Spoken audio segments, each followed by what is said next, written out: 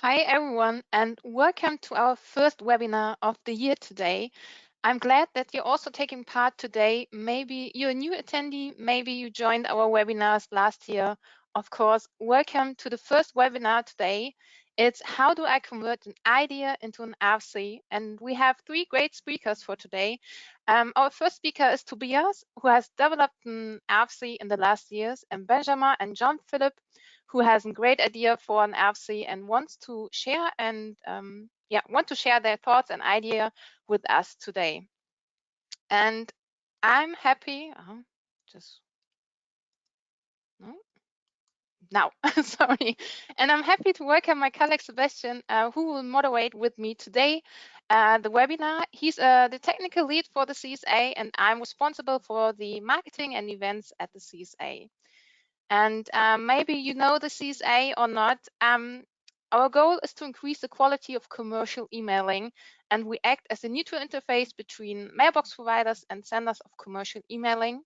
We establish legal and technical quality standards in cooperation with our partners and certified senders. And all these steps ends in our certification that we offer for senders and especially, of course, for ESPs and brands. And yes, we have two great partners for this year, for the entire year and the webinars. It's Harlon and The Martian. Thank you for supporting us this year and the last years again. And dear attendees, if you want to have more information about them, you can find in the download section the contact information, all the important things about Harlon and The Martian. And yeah, thanks again for supporting us. And we have housekeeping rules today. Please note that you're muted during the whole webinar. The questions will be answered at the end in our Q&A session, and we have two different options for today to ask your question. The first one is you can, of course, ask your questions by using the chat function. Just send your question to organizer, and I will collect all the questions in the background and read them out loud at the end of the session. Or the second function is you have the option to ask your question live, and we would be very happy if you use this function. Don't be shy, ask your questions live at the end, and we're here to answer all your questions if you want to ask them live or by the chat. It's up to you how you want to use it. And yeah, we have a challenge today. We want to know your key facts, learnings, or takeaways from our webinar today. Share them with us. You can send them by using the chat, or of course, you can share them on social media. Just use our hashtag CSA Live Webinars and tag us as CSA and share your thoughts about the webinar. And yeah, I'm going to hand over now to my colleague Sebastian, who starts the presentation with our speakers. There he is.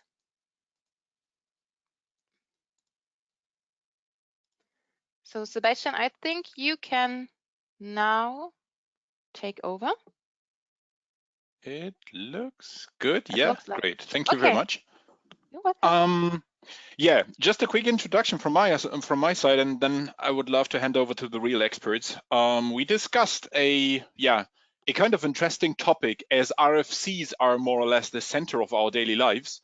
I bet you get emails at least once in a week, or maybe as well on a daily basis, where you need to follow best practices because you can read it and follow it in the RFCs, and everyone knows the main RFCs within the email sector that we regularly talk about, the 5321 and 5322, but there are much more that are defining our best practices that we would love to follow in the email ecosystem. And Tobias, Ben, and Jan-Philipp would love to share their experience and give this, from my point of view, a little theoretic topic, a little more real life experience and a little more real life flavor. And that's why we asked the three experts to share their experience while creating RFCs. Why did they come up with the ideas, and how did they convert their idea into an RFC?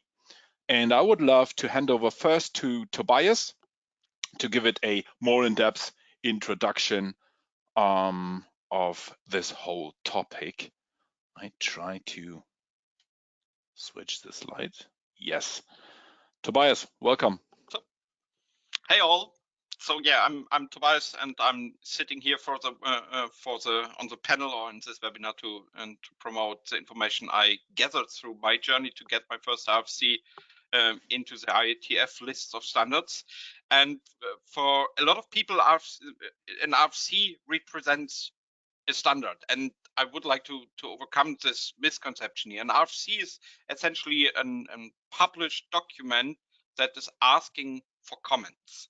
That is in the name for itself. It is request for comments, and what you can achieve with an RFC is essentially publishing a technical standard on how you would like to do things. And most importantly, there are 6 statuses an RFC can have. There's the informational, the experimental stuff, there's a proposed, the draft, and the internet standard stuff, and there's historic. For historic, for the short sentences, every old RFC that was written before the IETF existed and so are called historic, and so they have gotten the standard. Not all of them are accessible via the internet, because some are simply lost to the ages because they were never really saved on the internet, because they were written before the internet in itself even existed. Some of them are accessible on the IETF page, but that is not something that anybody can reach nowadays. Nobody wants to write an historic RFC, essentially, because you want to have your standards living and you want to have your standards implemented and used. And then there are 2 big blocks here. We have the informational and experimental ones, and we have the 3 standards processes.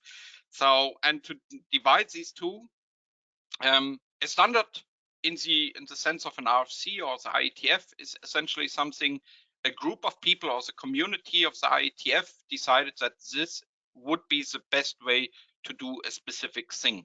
And an RFC is then therefore written in a very technical wording and a very concise wording on how to do such a thing.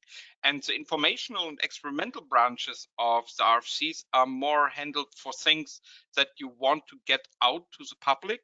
The best differentiation here is experimental is essentially for experiments. So if you want to bring a standard to the internet, then most likely you will start to have like a POC running with a close group or a small group of people who you invited to do this, and you can simply publish your preliminary spec as an experimental RFC to the IETF, and it will most likely go online without any big issues. And then there's informational, and informational is therefore for the situation, excuse me, it's therefore if you are a closed entity who simply want to, for the sake of openness, want to publish specs that you don't want to change, but you still want people outside of your own concept sphere or sphere of influence can still read it. So if you have like a closed system that you want to open up in a way that people can interact with you with an open specification, then the informational branch is a perfect fit for you. And all of these are handled by the IETF, more or less. There are a couple of other entities involved. There's an RFC editor, there's the IAB forum that can also submit standards, but all in itself, that's the baseline. And if you want to publish something, then you should perhaps aim for the proposed standard thing, because proposed standard means that you have an idea, you already have a couple of people who are willing to contribute here, and you want to have that as a standards document for the wider audience.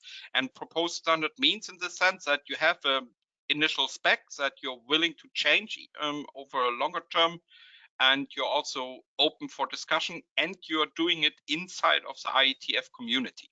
And that's a big difference between the 3 standards track ways and the 2 other ones. And informational experimental, for informational and experimental RFCs, you don't need to invite the IETF directly. You can submit these kind of RFCs independently, and then it will be overwatched by the RFC editor. For both of these cases, the RFC editor will ask the IETF if there is something planned or currently ongoing inside of IETF communities, so that you can get the feedback on that stuff as well. But if not, then you get this running without involvement of the IETF community. But for the 3 standards track stuff, you need this involvement. There are working groups inside of the IETF where you need to publish this first as a draft, as a proposed standard draft document, and then you can get feedback, or you will get feedback, and you should be willing to accept feedback on these stuff. And for the broader thing, it's not that hard. There are some things you have to comply with. It's a weird XML dialect that is used to publish these kind of documents. That's kind of a thing if you're interacting with the standards body. But it's much easier than comparison bringing up an ISO standard. So it's more like you have to learn your lessons and writing in a concise and technical way. But besides that, it's not that hard. And for that topic, I would like to give over to our new proponents here and what they have to say about ideas they have. Right, thank you, Tobias. So let's welcome Benjamin and JP. And I think Benjamin is the first one starting with his real life example. If you don't mind, Benjamin, I'm switching to the charts and asking you to give this a little more color coming from the theory that Tobias was presenting to us. And yeah, welcome and talk us through your example and your experience. Yes, thank you. It's really my experience. I just want to say that in the process, I learned a lot on how it works. I am still confused by a lot of things. Tobias just said that it's not that hard. It's still confusing. A lot of things are still confusing to me. I don't know yet what are the next steps, but I'm going to talk about this. So in my case, I think what's important and what we want to know is why and how to write a standard or propose a standard, probably starting with just a draft, just an idea. There are several cases. In my case, there was an initiative, zerocarbon.email. The purpose was to try to know more about the carbon footprint of email. So we had some discussions, some ideas how to calculate this. It's complicated, carbon footprint and everything. It's not easy.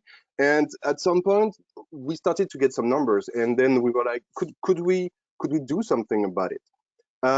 So we already have an idea of something, and then we wanted to do something. And so more naturally in this case, we had to move to the idea of writing something to be implemented by others as well. So not just something on our side. And this is when we thought, okay, we may need to write an RFC so people could implement it and do something about it.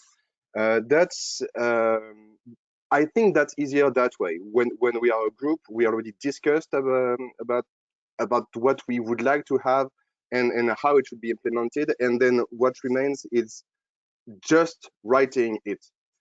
Next slide, please.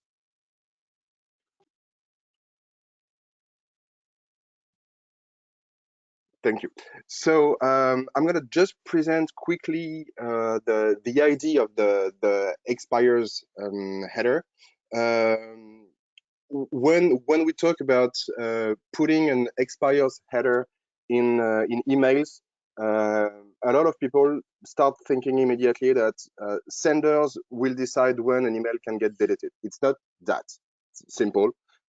It's just not possible, but at least it gives the senders a way to provide an information about when they think the email has no value anymore. So with this information, receivers, webmail providers, and the email clients could potentially do something about it. It's just that today this information doesn't exist, and we would like to let the senders the ability to provide this information. Next slide, please. So it's quite simple. Wait, did I? Okay, so to explain a bit how I went to writing the draft. I started with a blank page because I just didn't know how to do. I checked out existing RFCs, and there are just so many informations about so many complicated things that it was too confusing. So and also I'm not an English native speaker, so that could be a bit scary. Anyway, as for anything you have to write, you need to start at some point. You started to use Word because it's convenient to save your work and potentially to share it with others. When I did something that was clear enough, I mean, with the proper parts, I started to share it with others from the initiative.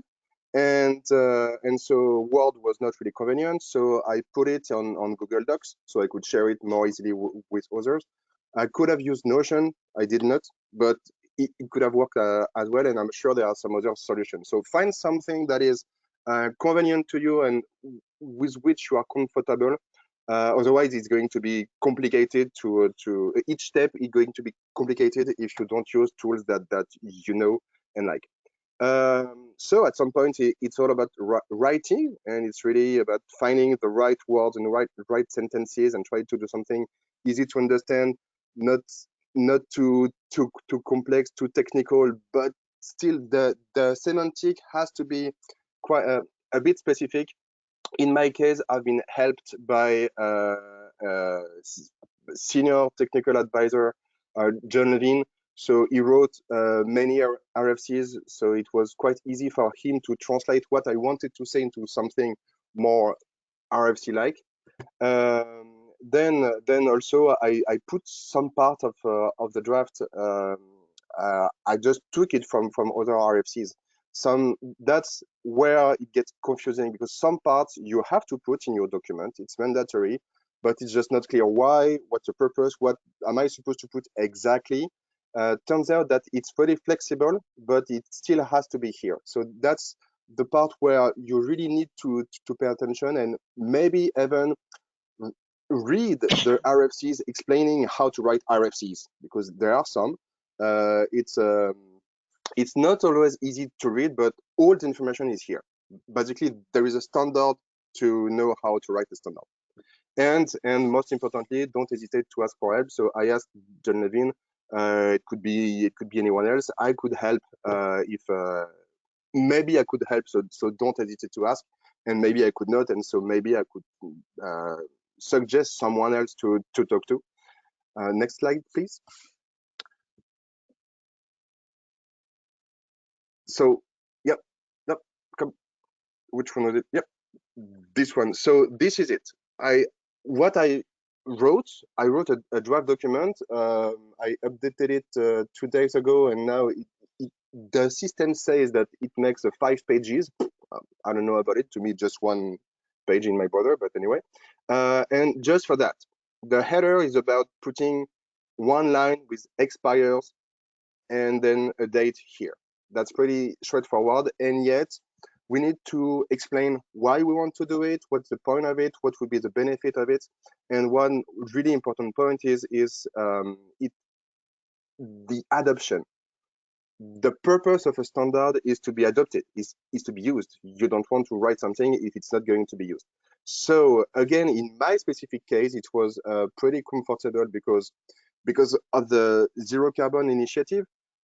We know that we have a lot of senders interested in putting that information. So mostly brands sending newsletters, but other senders as well. And we also know that some receivers, mailbox providers, also are interested in this, because they are trying to save some resources, to free some disk space, and also they have some carbon footprint objectives. And so if there is a way to delete some files and just save some carbon, they are really happy, because they are struggling finding a way to do that. So this may not be a lot, but it's more than nothing. So several neighbor providers showed that they were interested in it. Again, adoption is key. Here it's pretty simple, so I hope it's going to work fine. Now only time will tell. Next slide, please. So after publishing a first version, you want to get some feedback and anyway work. So I asked around my colleagues. I asked the members of the initiative, of course. I asked some friends. I asked some email folks at Moog. I asked on LinkedIn. I am asking you here as well if you have any feedback about this. Please go and read the standard and don't hesitate to contact me. There are many parts of it we already thought about it and tried to explain it in the document. But for instance, in the first version of the draft, I mentioned DKIM. I said the header should be DKIM signed. And the feedback I got from really knowledgeable and experienced IETF people, they said DKIM should not be there because you don't need DKIM to have this expires header. It's so it's interesting because to me it shows that a standard and an RFC is like rails. What I can define is what a rail is, and maybe if I have two rails, what would be the distance between the two rails. But I'm not going to say those rails must go this way, or I can only put that kind of train in it. It could be train, it could be whatever vehicle works on rails. What I define is just the rails, and anything else is up to people who are going to actually implement it. And next slide, please. Last slide, if I'm not mistaken. Yeah, so now I did the update actually. So when I prepared those slides, I was just preparing the update, but I published it 2 days ago. And there is an IETF meeting in Vienna this month, so I know that it's going to be discussed. I think the technical term is dispatch, and I don't know what this means yet. I still have to learn the whole process. And then that's it. And then I don't know exactly what is going to happen during the dispatch. We will see. And hopefully at some point it's going to be a standard. But maybe there are some extra steps that I have no idea about today, and I will just learn in the process. So it's not hard to actually do it, and it's not hard to learn. It just takes time and the conviction as well. You need to be sure that what you are doing is going to be adopted. Otherwise, it's just time spent for not much. Even if it's always interesting to spend time learning something, and maybe it will just be time spent to learn to prepare a next RFC at some point. But yeah, adoption is key, and for the moment, I still don't have a full view of how everything works. With that, Seb, if you want to take over. Thank you very much, Ben. That was great, giving us insights into that kind of, to me, it's still hard work. Yeah, let's quickly jump over to JP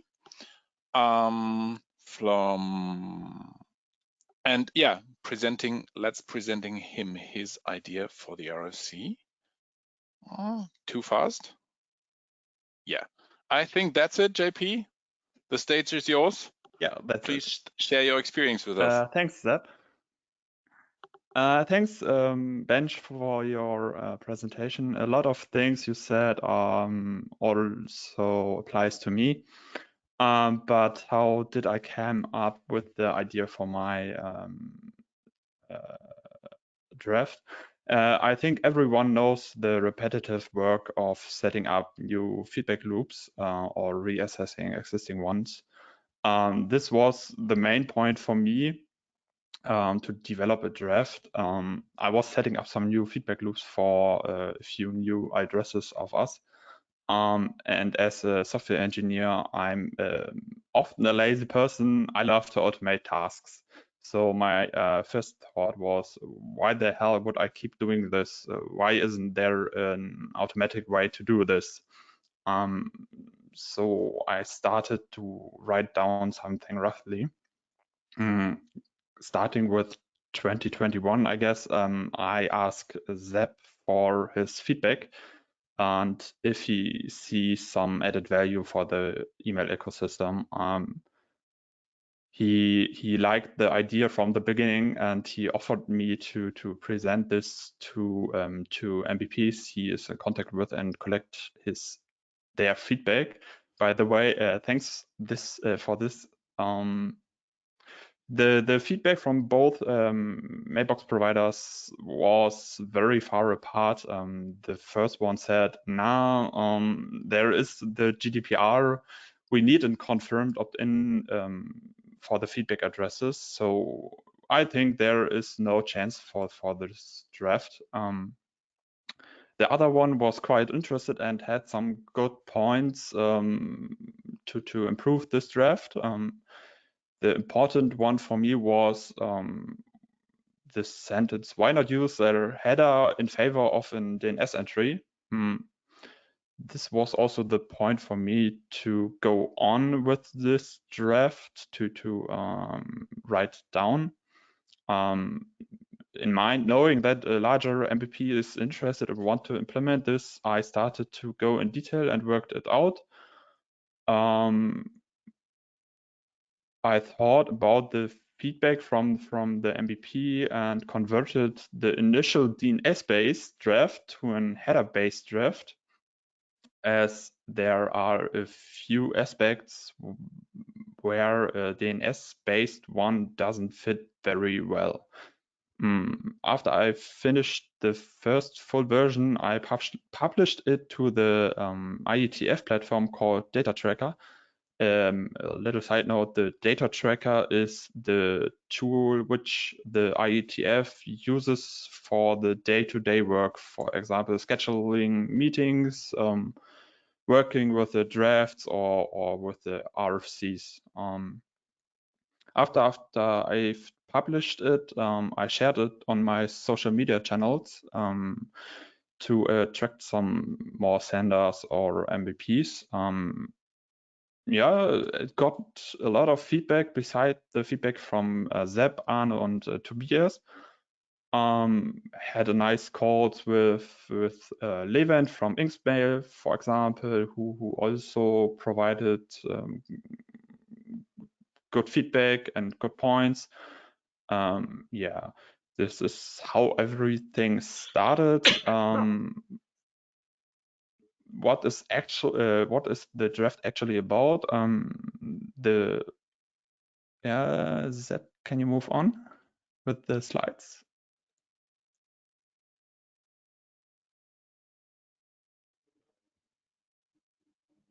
It's somehow not working, huh? It's not moving. Yeah, there you go. Sorry. Now, no worries. The CFPL address header is, let's call it a signaling header.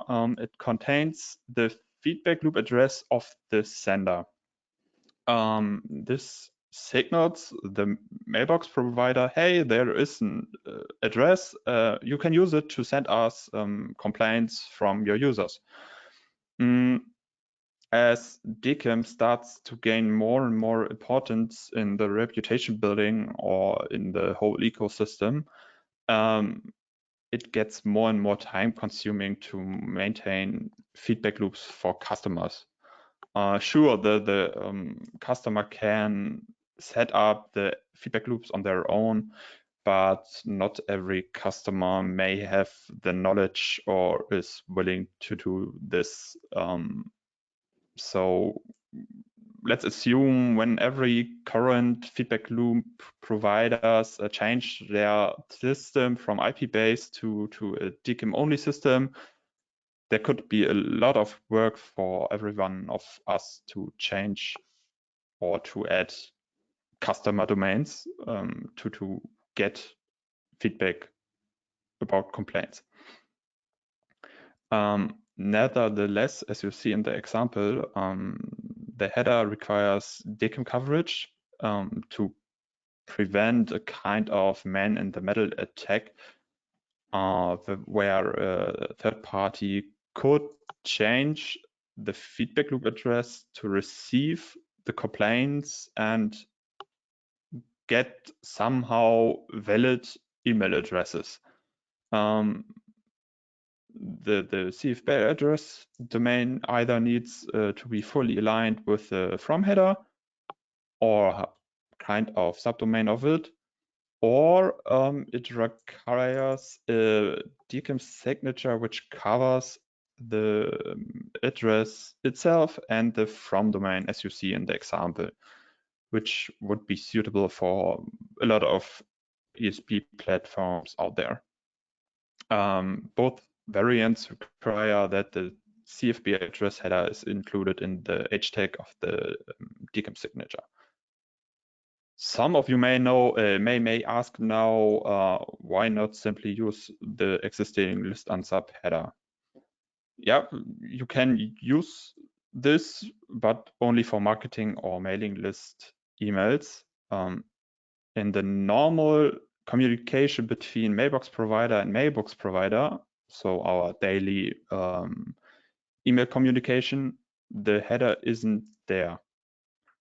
But an MVP could also profit from a feedback loop, for example, for detecting compromised accounts or for spamming accounts or something like that. So what is the added value for an MVP? Basically, easier access to feedback loop addresses.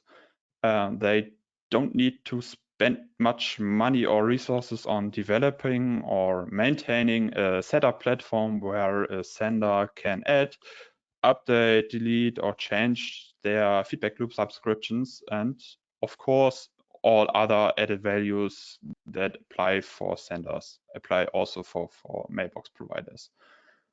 Obviously, you would need a process to receive complaints from your users and forward it to the sender. And obviously, you may need to have a process that assesses the trustworthiness of a sender. You don't want to send a complaint to a spammer. But on the other side, a lot of mailbox providers may already have some kind of this data, for example, to rate limit their receiving rates or something like that. Why don't use it to send complaints? I would like to, if you would like to share or have feedback from me, I would be very happy to hear your voice. You can reach me via LinkedIn or CSA Slack or via Twitter, or you can use the mentioned email addresses in the draft.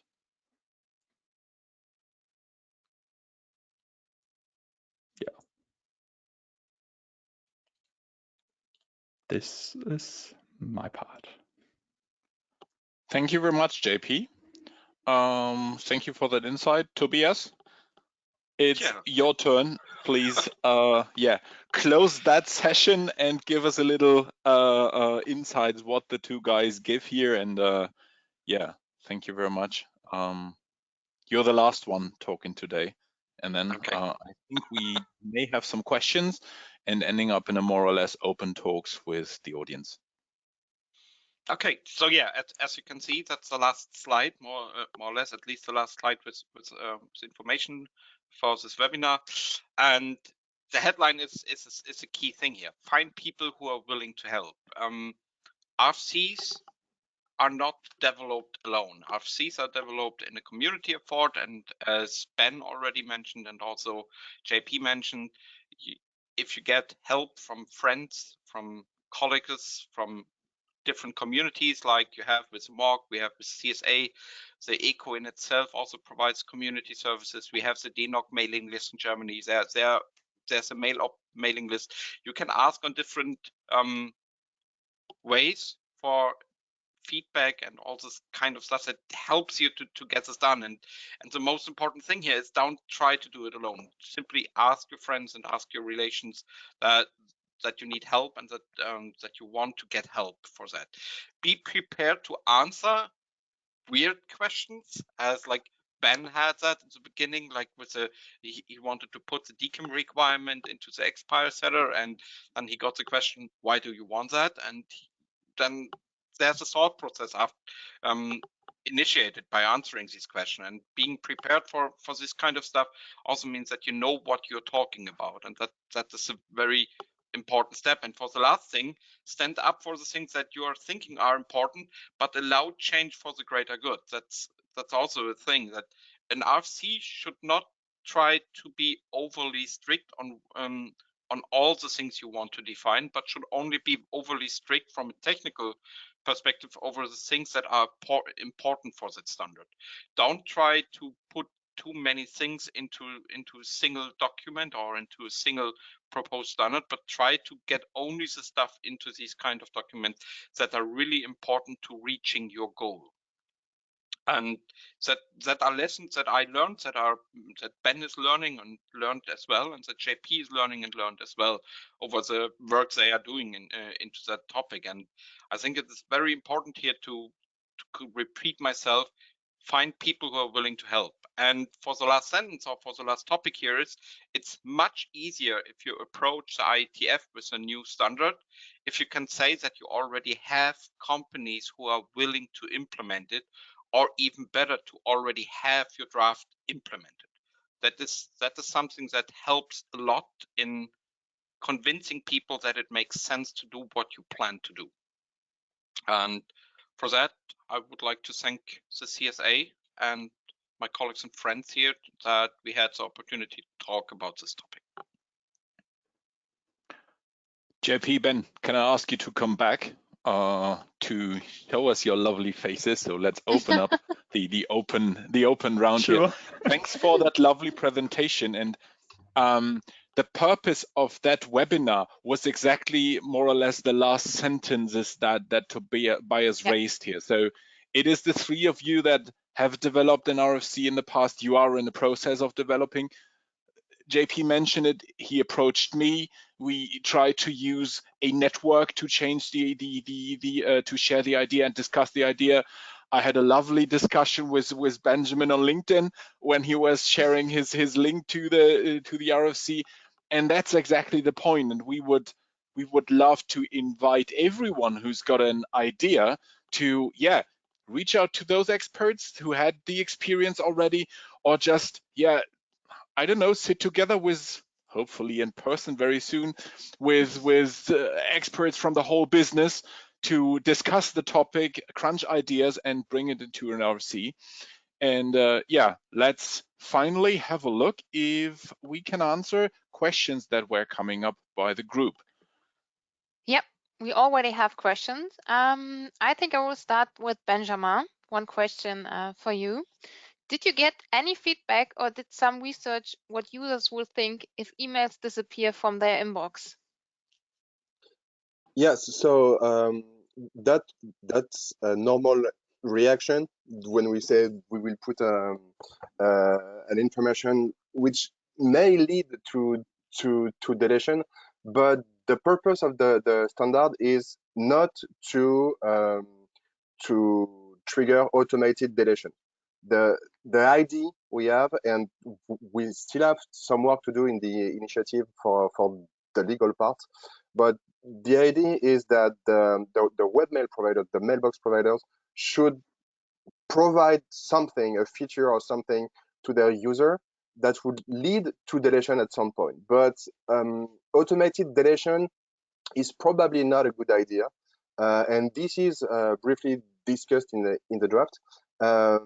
Because it could lead to confusion for the users. It's not, emails are not supposed to disappear. So finally, I think that the one of the possible implementation of this standard on the receiver side would be to use the information to more easily suggest emails to be deleted, and the user would be the one actually doing it. So there would be no surprise in this case. The purpose is not to ghost some emails, but really to ease the deletion.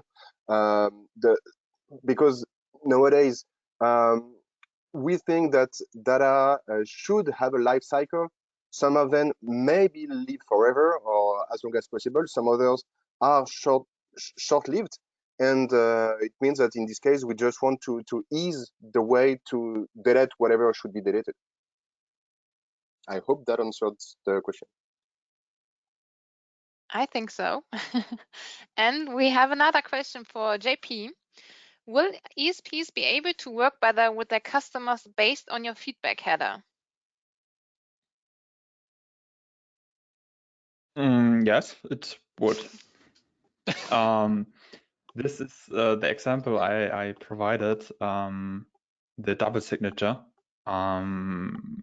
When the CFPL address domain differs from the one of the from header, you need to double sign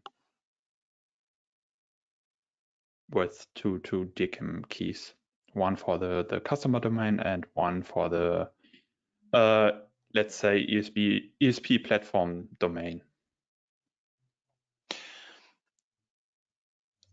Was this DKIM feature something that you got provided, or that was that your own idea, or was it something that came back through the network in terms of, can you please add that, or were there some security doubts that were already seen that made you including the DKIM? I mean, the DKIM is obviously the biggest difference between your RFC and Benjamin's RFC. I mean, he had a completely different discussion about including DKIM. Good question. I think it was both. I think it was both. I thought about it as security. How can I prevent to a change of the CFPL address? Okay, then I thought, yeah, use DKIM. Makes sense. But what is about ESPs? They often don't have the possibility to sign with the custom domain, or they have the technical solution to set the mail from to the custom domain. They often use an platform domain. Then I added this double signing, as it is a de facto standard. Right. Everyone does it, but it's not written down anywhere. Right. Maybe we'll read something the next few weeks and months. We'll see. I've got two quick questions, easy ones. To both of you, JP and Ben. JP, if you would love to start first. How long are you working on your RFC right now? So when did you start, and what is the whole journey? What is the time that you already invested into your RFC? I started end of 2020, I think, with the idea. Started to write down something roughly, yeah, around a year and a half. And Ben? Me, I think it got serious during last summer. So last year we had the idea of we should define something to make it work. And during the summer in the initiative, we said, okay, we have to do something, but someone has to do it. And so with the other people in the initiative, I said yes. I could do it. I could try at least, and that's why I am here now. It's not that I wanted to do it absolutely. It could have been someone else, but here it was me. Now I'm not gonna lie, it's pretty cool to write an RFCs. As we said previously with Tobias, it's all about fame. It's not all about fame, but it's still pretty cool. And so yeah, it got serious last summer. Then we had some exchanges. So I started to have a working document, so not a draft, but really put ideas and stuff that we should consider, and security and that kind of things. At that moment, it took a few months. So I would say that in October, I started with the blank page of the draft, not of the working document, but of the draft. Then that's also at that time that I exchanged a bit with John, and I published it in the second part of December, the first one. Then it took 2 months to get some feedback, and the latest feedback I got was during MOG last week, when I got contacted by someone from IETF who was really motivated. So I just made the update right after this, and so I published it 2 days ago. And also because there was a deadline, kind of deadline, but because they are meeting in Vienna this month, they are going to discuss it. So I also wanted to provide the latest version available, so they could discuss about the latest information in it. So yeah, there is a bit of everything, but if you don't put deadlines for yourself, it may not be the priority in your daily tasks. So it's good to know that there are actually deadlines that you could use. For instance, if I knew earlier that IETF have meetings every, I don't know how often, but with a given frequency, and that drafts need to be discussed during those meetings, for instance, it means I could prepare a retro planning of what I want to do, and maybe find some times. Now, in terms of how long did I work on this, in terms of hours or days, I would say several days, maybe 1 week or 2, if we just add up every hours I spent on this. But a lot of things is also about thinking about it and discussing with others and taking the feedback. So it's not. I'm not convinced that we could write an RFC just in one night, because you need to mature it much more. It has to take time, and you need to talk with others as well. Thanks for that summary. I think that's the major learning out of what you were just describing. From the idea with collecting feedback, it also takes time. So when you publish your first idea, you collect feedback, that takes time. So thanks for that, and setting the expectation that if someone has an idea in mind and wants to create an RFC, that it's not done within days or weeks. It just takes time and needs to follow especially a certain feedback process. Quick question. How did you, I mean, the question I have is in mind, when I do have an idea, and as you've gave the example, I've got a Word document in front and I've written down my idea, who to contact and how to contact? Is it just an idea? Is it just an email address that you figured out on the IETF website, or did you go back to one of the experienced RFC writers, or how did you get in touch with IETF to get your RFC draft on track? So if you read the IETF website entirely, and if you read the RFCs explaining how to write RFCs, then I guess you would have the answer. But I did not, so I'm not really sure about that. What I did is I asked someone I know who is who already wrote RFCs, and I just asked for advices, knowing that I didn't want to take too much of his time, because it's valuable as well, and he doesn't owe me anything. So I need to do I had to do some researches to try to understand, and then at some point ask for some pointers on, okay, what format is it supposed to be? Are there some tools? What I learned as well is that, as I mentioned previously, it's actually flexible.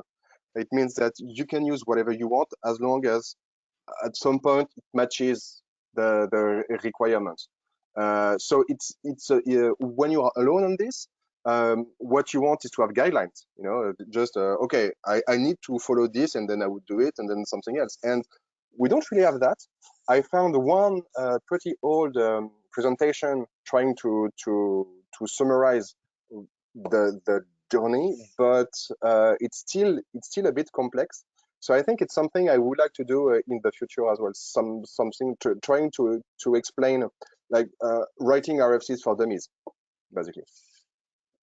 Right. And JP, how did you manage that? Wasn't a contact form? No, not actually. For me, it's as my draft has the intended status experimental. I has the opportunity to submit it to the RFC editor directly. Right. I done this way. The independent submission editor guided me through the process and the IFT.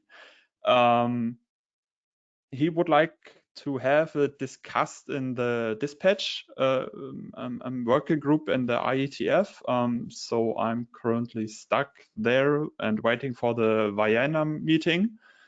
And yeah, if there is no major majority who wants to have this in the working group, I go back to the independent submission. And if there is everything fine, it will get published hopefully soon. Right. The ITF tracker, the website is public. It's open to anyone. Anyone can create an account, even if I think that someone needs to validate it internally.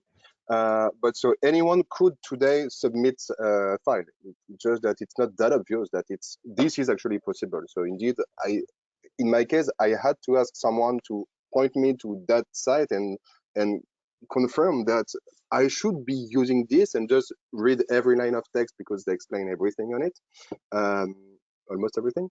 And so yeah, it's there is nothing. I mean, it's not only for the elite or whatever. Anyone could actually do it, but do not hesitate to ask someone who already did it, because sometimes it could seem impressive, but it's not that complicated. Right. Thank you. Another question on your list, Maike? Not a question, but a comment for Tobias. If I ever have a question about an RFC, I will definitely come to you. And we we already get some key takeaways, and I want to mention two because I think they sum up all the webinar today. The first one is, for example, if you want to walk fast, walk alone. If you want to walk far, walk together. And yeah, and the second one, implementing different opinions and asking for feedback from the community is key for success. I think both key takeaways sum up all the things you mentioned today. And I think that's it for today. And thank you, Benjamin, Tobias, and Jan-Philipp for joining us today and share your opinions and ideas with us today. And of course, thank you, Sebastian, for your moderation today with me together. And thank you all attendees, and check out our website for the next webinars. As I mentioned, we have webinar series the entire year with all the new trends in the email marketing. So yeah, hopefully see you again, or maybe we can hear you, and yeah, have a nice evening. Thank you. Thank you guys for presenting. It was a pleasure.